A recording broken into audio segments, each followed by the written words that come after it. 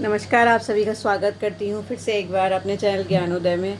तो जैसा कि आप सभी लोग जानते हैं, कृष्ण भक्ति काव्य की रचनाओं की बात चल रही थी और मैं आपको काफ़ी रचनाएं जो हैं वो ट्रिक्स के साथ बता चुकी हूँ पहले भी। देखिए, अगर आप ट्रिक्स इस्तेमाल करना चाहते हैं तो करिए, अदरवाइज़ आप कृष्ण काव्य रचनाओं को ऐसे भी लर्न कर सकते हैं। अगर आपको लर्न हो जाती हैं तो ये बहुत अच्छी बात है, नहीं लर्न होती हैं तो ट्रिक्स मैं आपको बता ही रही हूँ। कृष्ण काव्य की जितनी रचनाएं हैं, करीब मैं आपको 40 रचनाएं अभी तक बता चुकी हूँ अपने वीडियो नंबर 10 और वीडियो नंबर 12 में। ठीक है, तो अब जो है, जो मेरा वीडियो नंबर 13 ये जो मैं आज आपको दे रही हूँ, इसमें मैं करीब 20 रचनाएं और बता देती हूँ, आपको कंप्लीट कर देती हूँ। ठीक है, तो चलते हैं। देखिए, कृष्ण काव्य की जो ये एक रचना है, देखिए ज़्यादातर ही संप्रदायों की रचना है, जिसके लिए मेरे पास कई कमेंट आए थे कि मैम जो संप्रदायों की रचनाएं, वल्लभाचार्य की रचनाएं, निम्बकाचार्य की रचनाएं, ठीक है, और हित हरिवंश की रचनाएं, ये सब बड़ी कंफ्यूज करती हैं और समझ में नहीं आती कैसे लर्न करें। तो इसको मैं आज बता देती हूँ। आज ज़्यादातर ही सब संप्रदाय से रिलेटेड ही हैं रचनाएं, कुछ रचनाएं अलग भी हैं।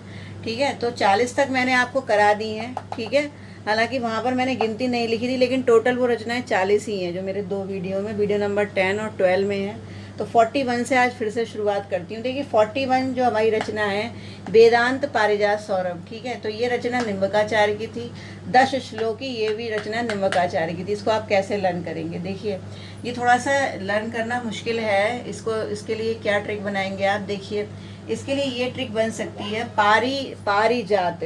पारी को आप परी कर लीजिए, पारी को क्या कर लेंगे आप? परी। ठीक है, और जात, जात का मतलब क्या है? जाति है। ठीक है, देखिए, आपने सुना होगा, जैसे आपने कभी सुना होगा कि कहते सुना होगा, मतलब कि कोई अगर, जैसे आपने हॉरर शो देखा होगा, या आप ये जो इस तरह के सीरियल्स वगैरह होते हैं जिनमें चुड़ैल आती है, ठीक है, डायन आती है, तो वहाँ पर ये कहा जाता है कि जो ये भूत व्याधाएँ होती हैं, ये आग जलाने से जो है वो चली जाती हैं। ठीक है, उनको आग दिखाने से चली जाती हैं।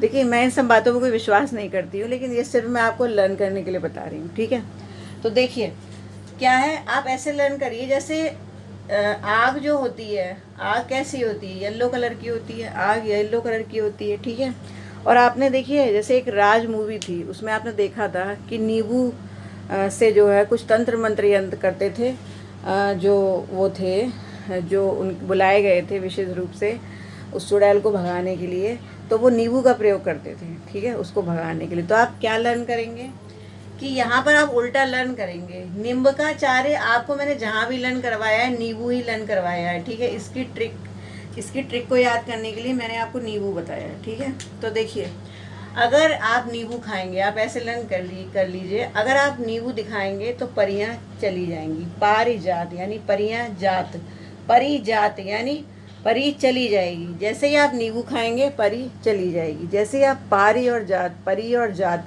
दोनों को आपस में जोड़ेंगे कि परी जाती है। ठीक है, क्या खाने से जाती है? नींबू खाने से। तो वैसे ही आपको लर्न हो जाएगा कि निम्बकाचार्य जो है उसमें पारिजात, और पारिजात अगर आपको याद है तो बाकी तो आप दिमाग में आ ही जाएगा कि वेदांत पारिजात सौरभ है। ठीक है, उसके बाद फिर आते हैं निम्बकाचार्य 10 श्लोकी। ठीक है, अच्छा, आपने देखा होगा कि जब भी हमारे यहाँ कोई गृह प्रवेश होता है या नया वाहन हम लोग खरीदते हैं, तो पंडित जी क्या करते हैं, वाहन के जो टायर होते हैं उसके नीचे नींबू रख देते हैं, या फिर जो हमारा घर होता है उसके ऊपर, उसके दरवाजे पर नींबू और मिर्ची लटका देते हैं। ठीक है, ऐसा होता है ना? तो आप इससे याद करिए कि पंडित जी क्या करते हैं, मतलब नींबू लटकाते हैं, नींबू जो है टायर के नीचे रखते हैं और 10 श्लोक बोलते हैं। कितने श्लोक बोलते हैं? 10 श्लोक, है ना। वो कुछ मंत्र उच्चारण भी करते हैं जब पूजा अर्चना करते हैं, किसी कोई नया सामान अगर घर में मंगाया है या नया घर जो है उसकी पूजा करते हैं, तो वो क्या करते हैं, नींबू रखते हैं और उसके बाद में 10 श्लोक पढ़ते हैं। तो नींबू रखने से और 10 श्लोक पढ़ने से, ठीक है, नींबू खाने से ये सारी घटनाएं हो रही हैं। ठीक है, तो ये आपको लर्न करनी है। आई थिंक इससे आपको लर्न हो जाएगा। ठीक है, अब उसके बाद अगला जो है वो है युगल शतक श्री भट्ट। अब इसको आप कैसे लर्न करेंगे? देखिए, जुगल मान चरित, जुगल नाम से कई रचनाएं हैं और यहाँ पर युगल आ गया है, तो डेफिनेट आप कंफ्यूज हो जाएंगे एग्जाम में, क्योंकि रचनाएं युगल, जुगल, और कई लोगों ने युगल और जुगल नाम से रचनाएं लिखी हैं, तो आप बहुत कंफ्यूज होने वाले हैं। लेकिन मैं आपको ऐसी ट्रिक बता दूंगी कि आप कभी कंफ्यूज नहीं होंगे। देखिए, आप ध्यान से देखिए, यहाँ पर क्या लिखा है? भट्ट। ठीक है, देखिए भट्ट की आवाज़ कब होती है? भट्ट की आवाज़ तब होती है जब घर में बर्तन गिरते हैं, ठीक है, बर्तन गिरते हैं। या फिर भट्ट की आवाज़ तब होती है जब आपस में मारपीट चल रही हो, ठीक है, आपस में डंडेबाजी हो रही हो या कोई बम विस्फोट हो रहा हो, तब भट्ट की आवाज़ होती है, ठीक है। तो आप ऐसे याद करिए कि भट्ट की आवाज़ तब होती है जब बर्तन गिराए जा रहे हो। और बर्तन कब गिरते हैं? जब आपस में कोई युगल होता है। जब युगल का मतलब क्या है? दंपति यानी मियाँ बीवी, ठीक है। तो जब आपस में पति पत्नी यानी कोई युगल जो है वो आपस में झगड़ता है तो कैसी आवाज़ आती है? भट्ट की। तो आप सोचिए कि कोई ऐसे पति पत्नी नहीं है जो आपस में झगड़ते ना हो, हालांकि वो झगड़ा भी ज़रूरी होता है, प्यार भरा। लेकिन आप ये देखिए, अगर ये 100 साल जिएंगे यानी शतक बनाएंगे, अगर ये युगल जो है शतक बनाएगा तो कितना लड़ेगा? बार बार भट्ट की आवाज़ होगी ना, क्योंकि लड़ेंगे, बर्तन फेंकेंगे और फिर भट्ट की आवाज़ होगी, है ना। सिर्फ ये मैं आपको लर्न करने के लिए बता रही हूँ, ऐसी मेरी कोई भी धारणा नहीं है कि इस तरह से बर्तन फेंकने चाहिए। लेकिन बस मैं आपको ये बता रही हूँ कि अगर युगल 100 साल तक जिएगा, शतक बनाएगा, तो भट्ट की आवाज़ होगी। बस आपको इतना लर्न करना है, श्री भट्ट अपने आप याद आ जाएगा, ठीक है। उसके बाद आता है हित 84। तो हित 84 हित हरिवंश की है, ये तो बिल्कुल सेम नाम है, तो ये तो आपको लर्न करने की ज़रूरत ही नहीं है, ठीक है। ये तो सीधे सीधे कोई ट्रिक की ज़रूरत नहीं है, आ ही रहा होगा समझ में। उसके बाद आती है स्फुटवाणी, ठीक है। अब स्फुटवाणी में आप देखिए, अगर आपको अपना हित करना है, स्फुट, फुट में क्या है? फुट, ठीक है। फुट और वाणी, यानी फुट का मतलब कई फुट की दूरी पर और वाणी का मतलब बोलना, ठीक है। अगर आपको अपना हित करना है, ये हित हरिवंश की है ना, तो आप यहाँ पर हित कर लीजिए, ठीक है। अगर आप अपना हित चाहते हैं तो आपको अपनी वाणी कई फुट की दूरी पर बोलनी पड़ेगी। जैसे कोरोना में भी क्या हो रहा है कि हम दूर खड़े होकर बोलते हैं, एक डिस्टेंस बना के चलते हैं, सोशल डिस्टेंस। तो आप फुट की दूरी पर वाणी बोलेंगे अपनी, तभी आपका हित होगा। तो इस तरह से अगर आप लर्न करेंगे तो आपको एकदम से याद आ जाएगा कि स्फुट वाणी जो है वो हित हरिवंश की है, ठीक है। हालांकि स्फुट वाणी और भी कई लोगों की है, ये बड़ी ज़बरदस्त कंफ्यूज करने वाली रचना है, लेकिन ये ट्रिक आपको याद रहेगी तो आप कभी कंफ्यूज नहीं होंगे, ठीक है। उसके बाद फिर आगे चलते हैं, फिर है तत्वदीप निबंध, ये बल्लभाचार्य की है। इसको कैसे लर्न करेंगे? देखिए बल्लभाचार्य, मैंने जहाँ भी शब्द बताया है वहाँ मैंने आपको बल्ला का मतलब बैट, ठीक है, जिससे हम क्रिकेट खेलते हैं, मैंने वो आपको शब्द जो है बताया है, ठीक है। देखिए आप बल्ले से खेलते हैं, जब आप बल्ले से खेलते हैं, ठीक है, तो आपको दीप जलाना पड़ता है। आपको क्या जलाना पड़ता है? दीप जलाना पड़ता है, ठीक है। या फिर आप ये समझ लीजिए कि आप निबंध लिखेंगे तब भी आपको दीप, मान लीजिए आप क्रिकेट खेल रहे हैं और लाइट चली गई तो आपको दीप जलाना पड़ेगा। आप निबंध लिख रहे हैं, लाइट चली गई तो आपको दीप जलाना पड़ेगा। तो निबंध लिखने के लिए दीप जलाना पड़ेगा और बल्ले से खेलने के लिए भी दीप जलाना पड़ेगा, ठीक है। तो तत्व दीप निबंध इस तरह से आप लर्न कर लेंगे, ठीक है। उसके बाद आती है अणु भाष्य। अणु भाष्य भी बल्लभाचार्य की लिखी हुई है। इसको आप कैसे लर्न करेंगे? देखिए आप बल्ले से खेल रहे हैं तो आपके पास अणु क्या है? देखिए एक बॉल होती है ना, बॉल, वो अणु जैसी ही तो होती है, ठीक है। ये क्या है? आपकी बॉल है। तो बॉल कैसी है? अणु जैसी, ठीक है। तो बॉल आपकी अणु जैसी है, तो इस बॉल यानी अणु रूपी बॉल को आप किससे खेल रहे हैं? बल्ले से। तो आप ऐसे याद कर लीजिए कि आपके पास जो बॉल है वो अणु जैसी है, गोल है। अणु भी कैसा होता है? गोल होता है, ठीक है। तो अणु बॉल जैसी, यानी बॉल जो है वो हमारी अणु जैसी है, और उस अणु से खेलने वाला कौन है? जो क्रिकेटर है हमारा, वो क्रिकेटर कौन है? बल्लभाचार्य, जो बल्ले से खेल रहे हैं, ठीक है। इस तरह से लर्न करिए। उसके बाद आती है ब्रजविलास, जो कि ब्रजवासी दास की है। तो ब्रज इसमें भी है और ब्रज इसमें भी है, ये तो आपको वैसे ही लर्न हो गया होगा, इसमें किसी ट्रिक की जरूरत नहीं है। फिर आती है बल्लभ दिग्विजय, ये भी किसकी? बल्लभाचार्य की। अब देखिए आप क्रिकेट खेल रहे हैं, आप बल्ले से खेल रहे हैं, तो जब आप बल्ले से खेलते रहेंगे, ठीक है, दीप जलाकर खेलेंगे, इतना स्ट्रगल आप कर रहे हैं बल्ले के लिए, क्रिकेट के लिए, तो डेफिनेट आपको बल्ले से क्या मिलेगी? विजय मिलेगी, ठीक है। बाद में लास्ट में आप जीत जाएंगे, मैन ऑफ द सीरीज बनेंगे या मैन ऑफ द मैच बनेंगे। तो देखिए जब आप जीत जाएंगे, किसकी वजह से जीतेंगे? बल्ले की वजह से। तो बल्लभ दिग्विजय किसकी होगी? बल्लभाचार्य की, ठीक है। फिर आती है पूर्व मीमांसा बल्लभाचार्य, ये भी बल्लभाचार्य की, बहुत पूछी जाती है, ठीक है। खासतौर से नेट और पीजीटी में बहुत ज़्यादा पूछी जाती है, ठीक है। तो देखिए इसको आप कैसे याद करेंगे? पूर्व, पूर्व का मतलब पहले। अच्छा आप इसमें से ऐसा करिए, ई की मात्रा हटा दीजिए मीमांसा में से, तो ये क्या बन गया? मामा सा, मामा सा। तो इसको आप दो शब्द बना लीजिए, मामा और मासा। आपने दो शब्दों में इसको जो है अलग अलग कर लिया, मामा, मामा और मासा। अब देखिए आपकी जो मासा है, मासा का मतलब क्या है, मासा यानी आपकी नानी या दादी जो भी हैं, ठीक है। तो वो मासा, मासा या माँ को भी आप कह सकते हैं, ठीक है, मासा। और आपके मामा, ठीक है। देखिए पूर्व, पूर्व का मतलब पहले, पहले। तो जब आपके मामा बहुत छोटे होंगे और आपकी मासा यानी आपकी नानी जो है वो उस समय अच्छी रही होंगी, वो उस समय यंग एज में होंगी और आपके मामा छोटे से होंगे, पहले की बात कर रही हूँ मैं, पूर्व की, ठीक है।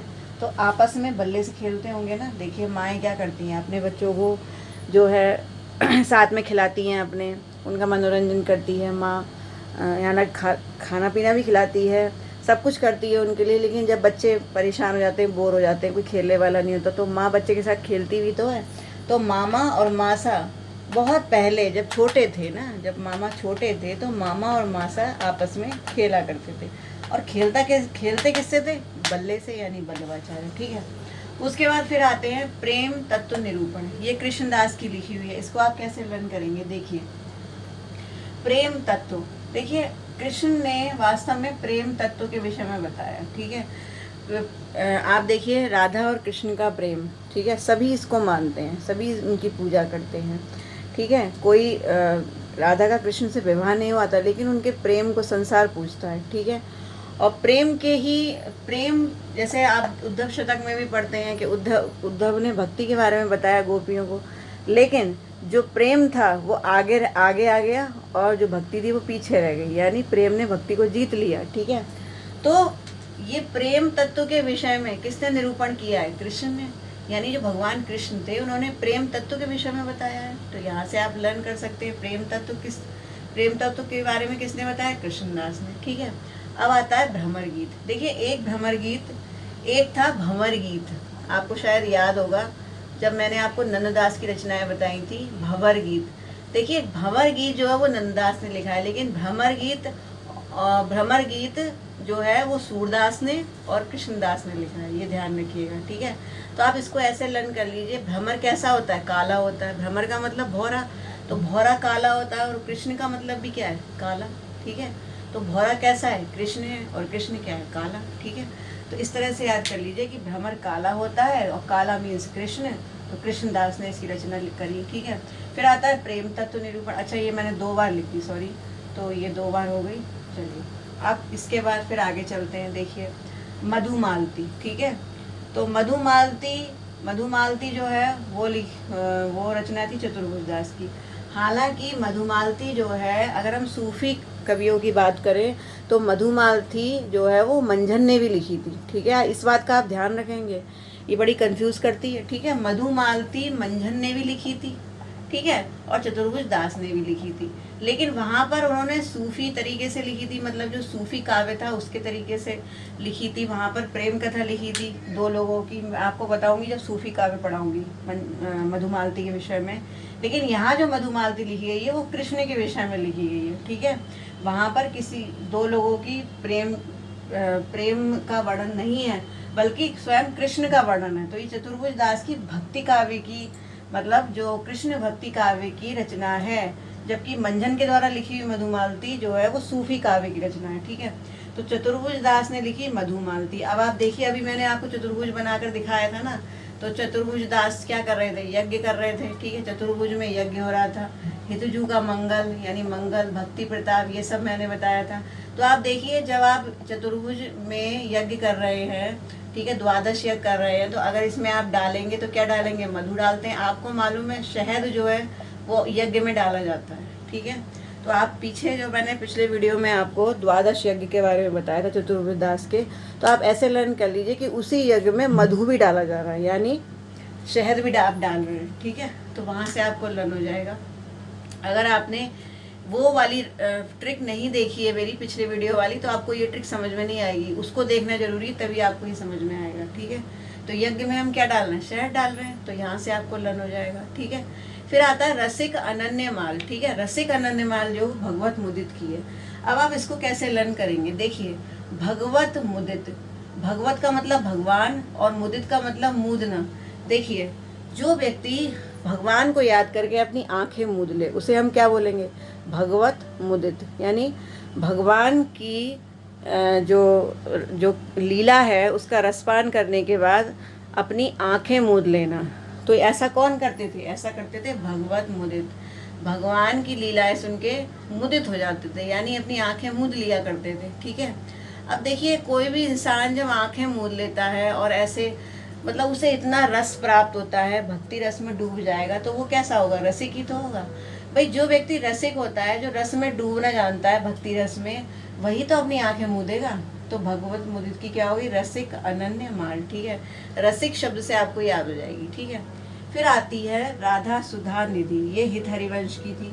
तो मैंने आपको बताया था कि हित, हित का मतलब है हिट, हित का मतलब क्या है, हिट। और हिट कौन करती थी, राधा करती थी। ठीक है। ये जो अगर आपने मेरी ट्रिक देखी होगी संप्रदाय वाली, तो आपको याद होगा कि राधा बल्ले से खेलती थी, राधा वल्लभ संप्रदाय मैंने बताया था, और वो क्या करती थी, हिट करती थी। ठीक है। तो राधा ने क्या करा, हिट किया, राधा ने हिट किया, बल्ले से हिट किया। तो राधा जब हिट करेगी तो राधा सुधा निधि, राधा और सुधा दो सहेलियां हैं जो आपस में क्रिकेट खेल रही हैं और क्या कर रही हैं, हिट कर रही हैं। ठीक है, मार रही हैं बल्ले को। तो राधा सुधा निधि किसकी हो गई, हित हरिवंश की हो गई। ठीक है। उसके बाद फिर आती है यमुनाष्टक। ठीक है। अब देखिए, राधा और सुधा आपस में खेल तो रही हैं, हिट तो कर रही हैं, लेकिन कहाँ पर खेल रही हैं, यमुना के किनारे। आपको मालूम है, यमुना नदी के किनारे ही भगवान श्री कृष्ण अपने दोस्तों के साथ, अपने मित्रों के साथ खेला करते थे। ठीक है। उसी वहीं पर, वहीं का दिखाते हैं जो उन्होंने कालिया नाग को नाथा था यमुना में ही। तो वहीं का दृश्य दिखाते हैं कि वो वास्तव में एक गेंद से खेल रहे थे, और खेलने के बाद वो गेंद को लेने जो है वो गए थे यमुना में। ठीक है। तो वही चीज़ यहाँ पर है कि यमुना के किनारे ही तो खेलती थी राधा और कृष्ण। ठीक है। तो यमुना के किनारे हिट करती थी राधा, तो यहाँ से फिर हित हरिवंश बन गया। ठीक है। उसके बाद है अनन्य सेवा निधि। ठीक है। अब देखिए, ये है जगन्नाथ गोस्वामी की। ठीक है। देखिए, जो व्यक्ति जगन्नाथ है, जगन्नाथ का मतलब पूरे जग का नाथ है, पूरे जग का नाथ है, उसकी हमें सेवा करनी पड़ेगी। अब आप देखिए, सेवा तो उसी की होती है जो जग का नाथ होता है। ठीक है। देखिए, नेताओं की लोग सेवा करते हैं, आजकल के ज़माने में नेताओं की, जो कुर्सी बैठा होता है उसकी सेवा सबसे ज़्यादा होती है ना, जो बहुत बड़ी पोस्ट पे होता है। मैं कटाक्ष कर रही हूँ और ये सच बात भी है। ठीक है। तो क्या है कि जो जगत का नाथ है, यानी जो हमारा नाथ है, जो हमारे लिए सारी फैसिलिटी देगा, ठीक है, उसकी हमें अनन्य सेवा करनी पड़ेगी। यानी या फिर हम भगवान के स्वरूप को लेकर के भी इसको याद कर सकते हैं, जो जगत का नाथ है, जगन्नाथ है, भगवान शंकर हैं जो भगवान कृष्ण हैं जो जगन्नाथ। तो अगर हम भगवान की भक्ति करेंगे, जो कोई जगन्नाथ है, तो हमें उसकी अनन्य भक्ति करनी पड़ेगी, अनन्य सेवा करनी पड़ेगी, जो किसी और की हमने करी ही ना हो, जो अन्य की ना की हो, ऐसी अनन्य सेवा किसकी करनी पड़ेगी, जगन्नाथ ही। ठीक है। तो आप ऐसे भी लर्न कर सकते हैं। ठीक है, कैसे भी, जैसे आपको समझ में आ रहा है। अब उसके बाद है हित श्रृंगार, ये ध्रुवदास की है। ठीक है। हित श्रृंगार किसकी है, ध्रुवदास की है। ठीक है। अब आप देखिए, ध्रुवदास, ध्रुव कौन थे, बहुत बड़े तपस्वी थे, बहुत बड़े ज्ञानी थे। ये मैं आपको पहले भी ध्रुवदास की रचनाएं बता चुकी हूँ। ठीक है। तो ध्रुव जो है, चूँकि जो कोई, देखिए, ध्रुव बहुत बड़े तपस्वी थे, ज्ञानी थे, तो ध्रुव बहुत बड़े राजा भी माने जाते हैं, बहुत मतलब न्याय करने वाले राजा। तो ध्रुव ने जो है हित किया, ध्रुव ने क्या करा, हित किया। ध्रुव ने हमेशा ऐसे काम करे कि उन्होंने सबका हित किया, और इसीलिए आकाश में उनकी एक मतलब एक पर्टिकुलर जगह बनाई गई, एक विशेष स्थान उनको दिया गया ध्रुव को, कि आकाश में हम उसे कहते हैं ध्रुव तारा। ठीक है। तो ध्रुव तारा वही बन सकता है जो किसी का हित करता है। ठीक है। जो किसी का हित करेगा वही ध्रुव तारा बनेगा, बाकी कोई और बन ही नहीं सकता ध्रुव तारा। ठीक है। फिर है बरवे नायिका भेद। अब फिर से वही बात, अभी मैंने आपको रहीम की रचनाएं बताई, तो उसमें रही शब्द निकल रहा था, मैंने कहा था माँ हटा दीजिए इसमें से। और रही शब्द किसके लिए होता है, रही शब्द होता है किसी स्त्री के लिए, और रहा शब्द जो है वो किसी मेल के लिए होता है। रही शब्द हमेशा फीमेल के लिए होता है। तो रही जो है वो स्त्री है, और स्त्री ही क्या होती है, नायिका होती है। ठीक है। और नायिका ही श्रृंगार करती है। तो नायिका रही, नायिका रही, रही जो शब्द है वो नायिका के लिए ही तो हम यूज़ करेंगे, है ना, क्योंकि रही जो है वो स्त्री के लिए यूज हो रहा है, और स्त्री कौन होती है, नायिका। ठीक है। तो यहाँ से बरवे नायिका आप लर्न कर सकते हैं, बरवे नायिका भी रहीम की है। तो ये मैंने आपको कुछ ऐसी ट्रिक्स बताई हैं, अगर आप इनको थोड़ा सा ध्यान रख लेंगे, सुन लेंगे ध्यान से, तो मेरे ख्याल से मुझे नहीं लगता कि आपको लर्न नहीं होगा। लेकिन अगर फिर भी किसी रचना में ऐसा लग रहा है कि अभी भी कन्फ्यूज़न है, नहीं लर्न हो रही है, तो आप मुझे कमेंट करके बताएंगे, ठीक है। और चैनल को लाइक ज़रूर कीजिए। इतना तो देखिए, मैं आपके लिए इतनी मेहनत करती हूँ, इतनी अच्छी अच्छी ट्रिक्स भी लेकर आती हूँ, तो मुझे इतना तो हक है कि मैं आपसे ये कहूँ कि आप चैनल को, आप जो है मेरे वीडियोस को हमेशा लाइक ज़रूर किया करिए। अगर जो भी इस वीडियो को देख रहा है वो प्लीज़ इसको लाइक ज़रूर करिए, क्योंकि जिससे मुझे भी ये लगे कि हाँ, मेरी मेहनत थोड़ी सी सफल हो रही है। देखिए, आपका मोटिवेशन ही मुझे आगे बढ़ाता है। जैसे अगर मान लीजिए किसी वीडियो में कोई कमेंट नहीं आता, कोई पॉजिटिव कमेंट नहीं आएगा, तो मुझे भी ऐसा लगता है कि मैं क्यों बना रही हूँ, जब किसी को कोई फ़ायदा ही नहीं हो रहा तो मैं क्यों बना रही हूँ, है ना। तो वीडियोस को लाइक कीजिए, वीडियो को देख करके मुझे कमेंट ज़रूर कीजिए, जैसा भी कमेंट है, पॉजिटिव नेगेटिव, जो अगर आप कोई सुझाव देना चाहते हैं तो वो भी मुझे दीजिए, ठीक है, जिससे मैं कुछ और अच्छा इम्प्रूव कर सकूँ, ठीक है। और बाकी ये ट्रिक्स जो है मैंने आपको बताई दी हैं, शेयर करिए अपने दोस्तों को मेरे वीडियोस को ज़्यादा से ज़्यादा। और बाकी कुछ रचनाएं बची हैं, अब कृष्ण काव्य की कुछ ही रचनाएं बची हैं, 5 मिनट के वीडियोस में वो भी कंप्लीट हो जाएंगी। तो कृष्ण काव्य की रचनाएं लगभग सभी कंप्लीट हैं। अगर कुछ रचनाएं मुझे, देखिए मैंने ऐसे आपको रचनाएं ये नहीं बताई हैं, मैंने कम से कम 15-20 साल के जो पुराने पेपर्स हैं उनमें से ये रचनाएं छांटी हैं, जो पूछी गई हैं ज़्यादा, ठीक है।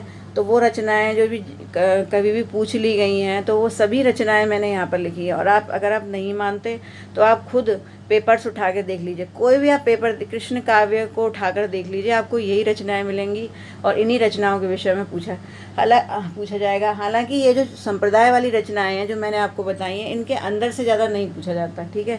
केवल नाम और रचनाकार आपको पता होना चाहिए, इसलिए मैं यहाँ पर इतना नहीं बता रही हूँ। लेकिन जिन रचनाओं में पूछा जाता है, रचनाओं के विषय में, वो मैंने आपको बता दिया है, ठीक है। तो रचना काल भी ज़्यादा अधिक नहीं पूछा जाता है इनका, लेकिन आपको रचनाकारों का नाम जरूर पता होना चाहिए इन रचनाओं में, ठीक है। बाकी जो, अगर मुझे लगता है कुछ रचनाएं और भी मुझे मिलती हैं आगे, तो वो भी मैं बताती रहूँगी बारी बारी से। आदिकाल की भी कुछ रचनाएं बची हैं अभी, रचना और रचनाकार ट्रिक्स के साथ, तो वो भी आपको इसके जस्ट बाद दूँगी। और फिर राम भक्ति काव्य की रचनाएं ज़्यादा नहीं है, कृष्ण भक्ति काव्य की रचनाएं ज़्यादा हैं, राम भक्ति काव्य की ज़्यादा नहीं है, वो जल्दी हो जाएंगी, ठीक है। सबसे ज़्यादा रचनाएं कृष्ण भक्ति काव्य में मिलती हैं, तो ये मैंने आपको बताई दी। बाकी आप मेरा वीडियो देख सकते हैं, सूफी काव्य धारा के मेरे 2-3 वीडियोज़ हैं, जिसमें मैंने मैक्सिमम आपको करीब करीब 25-30 रचनाएं जो है सूफी काव्य धारा की रचना और रचनाकार के साथ में मैंने ट्रिक्स के साथ आपको बता रखी हैं। अगर आप देखेंगे तो आपको मिल जाएंगी, ठीक है। तो इस तरह से ये टॉपिक कंप्लीट हो गया, आप इनको लर्न कीजिए, फिर मैं आगे नेक्स्ट वीडियो में फिर से मिलती हूँ आपको, ठीक है। इसी तरह से मुझे प्रोत्साहित करते रहिए। नमस्कार।